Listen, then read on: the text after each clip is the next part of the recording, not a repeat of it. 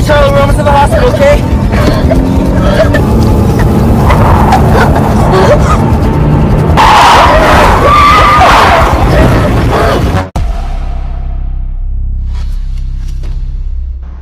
Halo para makhluk astral, kumaha kabarnya? Semoga mulut kalian selalu ngebul.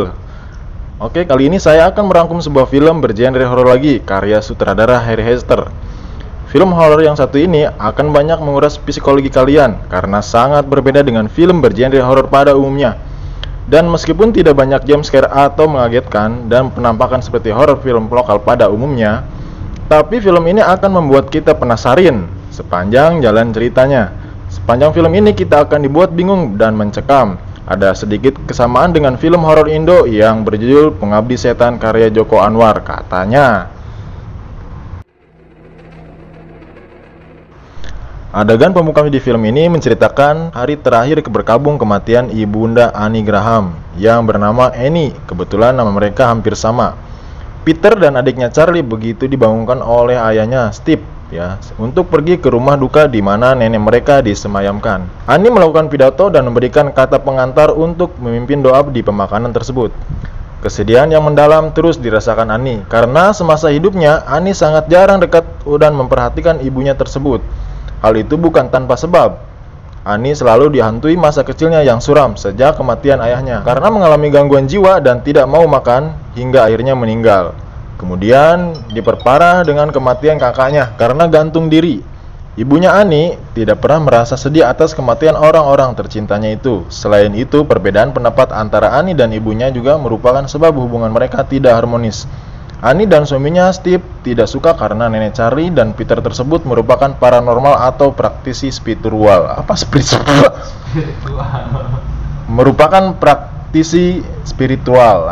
Hari terus berganti, masa berkabung pun mulai usai. Sejak neneknya meninggal, Charlie kecil mulai memperlihatkan gelagat aneh dan misterius, termasuk saat dia berada di rumah duka. Dia mencoba menggambar liontin yang dipakai neneknya tersebut.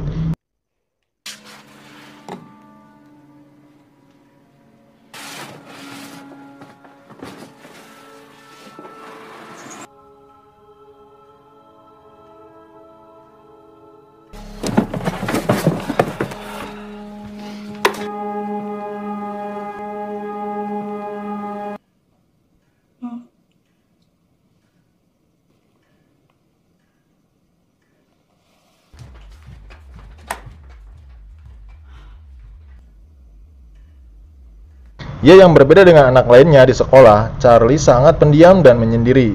Charlie bahkan sering melihat penampakan neneknya termasuk saat dia memotong kepala burung yang dia temukan di sekolah.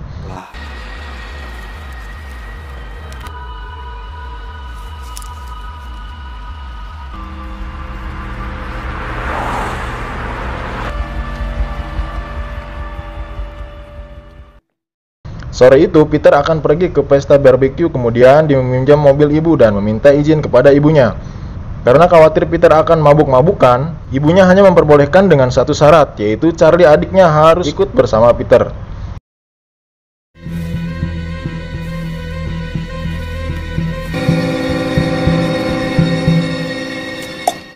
Sesampainya di pesta, Peter menyuruh Charlie untuk menunggu dan memakan coklat kacang kesukaan Charlie. Sementara Peter akan melakukan hal bodoh yaitu menghisap ganja. Karena kebanyakan makan coklat, Charlie mengalami radang tenggorokan yang membuatnya sulit bernapas. Peter yang panik segera membawa Charlie pulang. Dalam keadaan kondisi mabuk dan panik, ia memacu mobilnya dengan cepat. Hingga Charlie yang tidak tahan karena sulit bernapas lalu membuka kaca jendela mobil dan kepalanya berada di luar untuk menghirup udara segar. Namun, nasib naas menimpa mereka. Di saat mobil melaju kencang, jalanan dipenuhi kabut dan tidak disangka di depan mereka ada mobil mogok. Peter yang menghindar, namun sayangnya kepala Charlie membentur tiang tepi jalan hingga putus. Anjir, putus!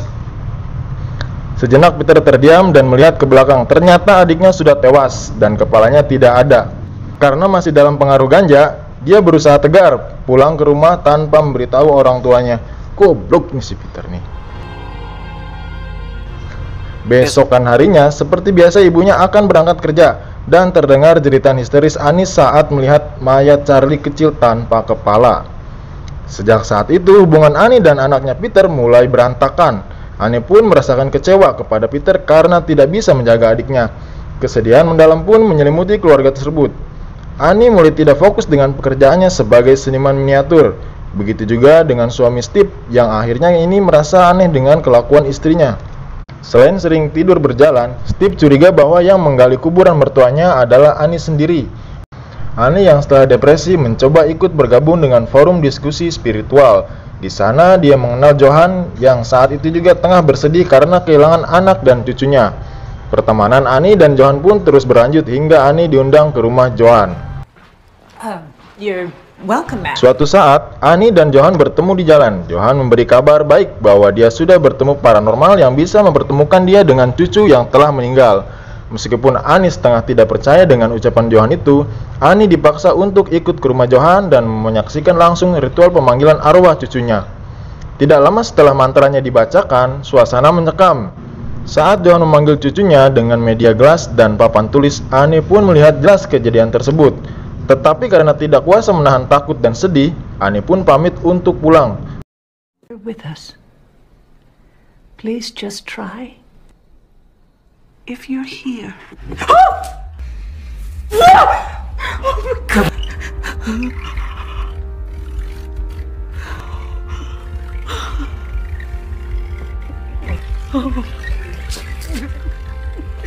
Sebelum pulang, Johan berikan lilin dan buku mantra dan menyerahkan Annie agar mencoba sendiri di rumah.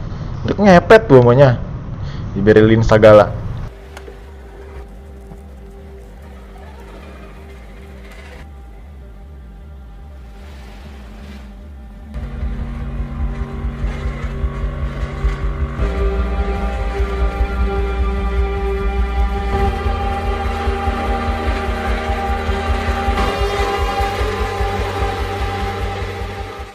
Malam itu Annie membangunkan Peter dan suaminya untuk mempraktekkan ritual pemanggilan arwah tersebut. Meskipun mereka menolak, Annie berusaha meyakinkan suami bahwa dia hanya ingin tahu apakah Charlie kecil dalam keadaan baik.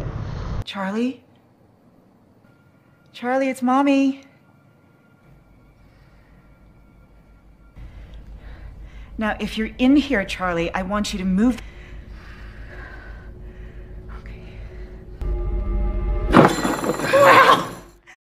Setelah ritual itu, Peter histeris karena Annie dirasuki arwah dan suaranya berubah mirip Charlie.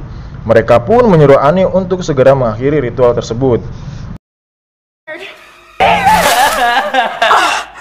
What the hell? Peter pun terus dihantui rasa bersalah sepanjang waktu. Dia sering mengalami hal-hal aneh dan sering melihat ada pantulan cahaya yang mengikuti dia, termasuk saat dia berada di sekolah. Sementara itu, Annie sering mengalami halusinasi dan kebiasaan tidur berjalannya semakin parah.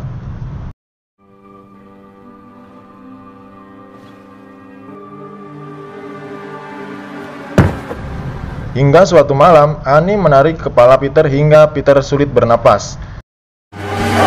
What are you doing? What do you mean? You were pulling on my... Annie yang penasaran dengan ritual yang diajarkan Johan kepadanya, mulai mencari tahu dan ternyata ditemukan sebuah fakta menarik di mana dia teringat bahwa mendiang ibunya juga merupakan praktisi spiritual. Salah dibayar. Kemudian Annie membuka barang peninggalan ibunya dan diperiksanya satu persatu. Hingga ada satu buku album yang di dalamnya ada foto Johan tengah bersama ibunya dan liontin yang dikenakan Johan sama persis dengan milik ibunya. Curigaan Annie mulai bertambah saat dia menemukan buku mantra yang sama dengan yang diberikan Johan kepadanya. Annie pun sadar bahwa dia telah masuk ke dalam lingkaran setan yang sama seperti ibunya. Keesokan harinya, Annie datang ke rumah Johan dan tidak disangka rumah Johan tersebut merupakan rumah duka tempat Johan disemayamkan.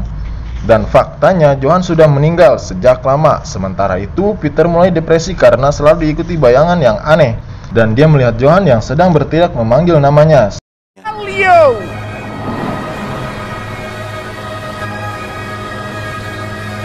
Dagony! Get out!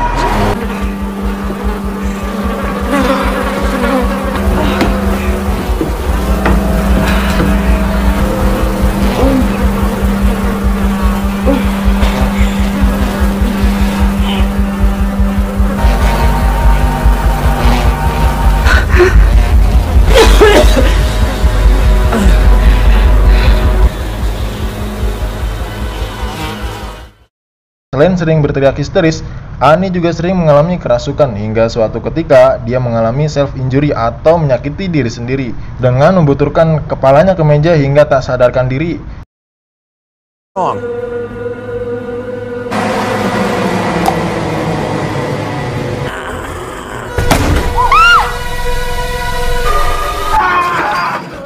Peter pun harus dibawa ke rumah sakit dan dijemput oleh ayahnya Steve.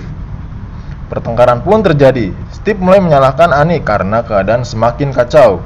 Annie sebenarnya sudah menyadari dan mengetahui bahwa korban selanjutnya adalah Peter, anaknya.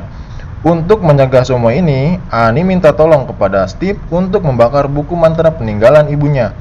Steve akhirnya menurut dan membakar buku tersebut. Namun karena kekuatan negatif dilindungi oleh arwah neraka, buku tersebut tidak bisa dibakar, dan lebih parah lagi, malah Steve yang terbakar hingga menewaskan dirinya. Rupanya Annie ternyata sedang dirasuki oleh energi jahat dan membiarkan suaminya terbakar hingga tewas.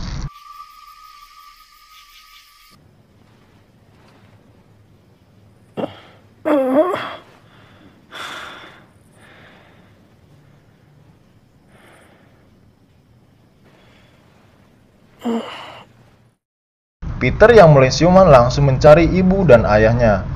Peter mencari ke semua ruangan hingga akhirnya dia pergi ke dapur dan menemukan ayahnya telah tewas. Innalillahi wa inna ilaihi rajiun.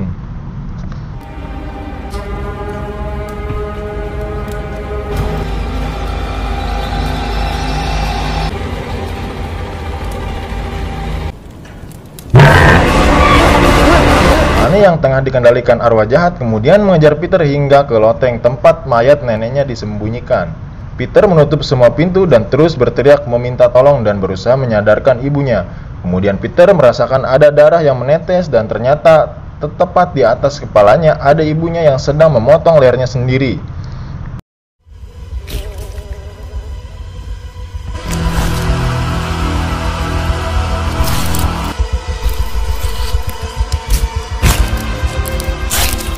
Peter juga melihat arwah semua keluarganya yang telah meninggal termasuk ayah dan adiknya. Karena sudah tidak tahan, Peter pun loncat dari lantai atas. Ternyata kejadian itu tidak membuatnya tewas. Peter justru terbangun dan melihat jasad ibunya melayang menuju rumah pohon milik adiknya Charlie.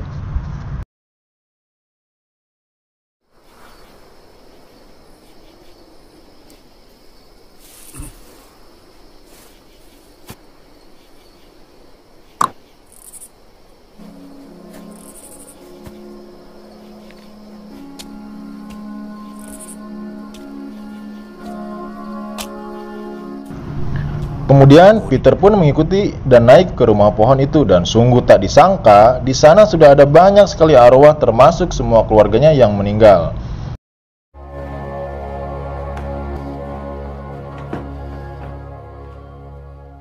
Faktanya, mereka merupakan pengikut King Paimon, yaitu Raja Neraka yang selama ini mengintai Peter. Dan seluruh keluarganya Peter merupakan anggota sebuah aliran sesat atau sekte iblis yang tengah menanti wujud kekal persemayaman arwah King Paimon yang sebelumnya bersemayam dalam tubuh neneknya Peter. Penantian sekte iblis itu pun cukup lama karena kakak laki-laki Annie yang dulu gagal disemayami karena sudah bunuh diri. Dan Steve sendiri tidak bisa dijadikan subjek karena tidak ada ikatan darah dengan mereka semua. Hingga pilihan terakhir mereka adalah Peter, dan arwah King Paimon kini diwariskan kepada Peter.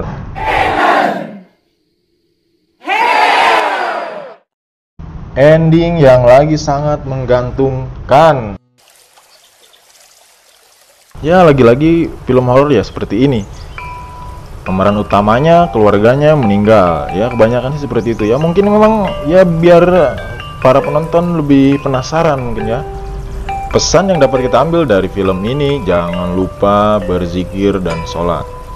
Sekian, terima kasih yang sudah nonton. Jangan lupa like, komen, dan subrek. Sampai jumpa di video berikutnya. Terima kasih.